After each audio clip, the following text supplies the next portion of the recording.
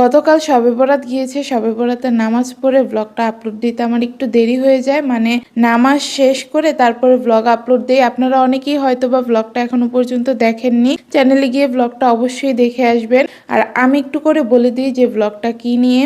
আসলে কালকের ব্লগে আমি বড় সতীনকে কিছু কড়া কথা বলছি, আর বড় সতীনকে কড়া কথা বলার কারণে জামাই আমাকে অপমান করে। তো সেই অপমান মানে কষ্ট পেয়ে, অপমান করছে কষ্ট পেয়ে আমি কান্না করে দেই। একটা আপু কমেন্টও করছে যে শবে বরাতের একটা রাত আপনার চোখের পানি দেখি যে কথার সাথে আসতেছে। আসলে আপু আমি কান্না করে দিছিলাম।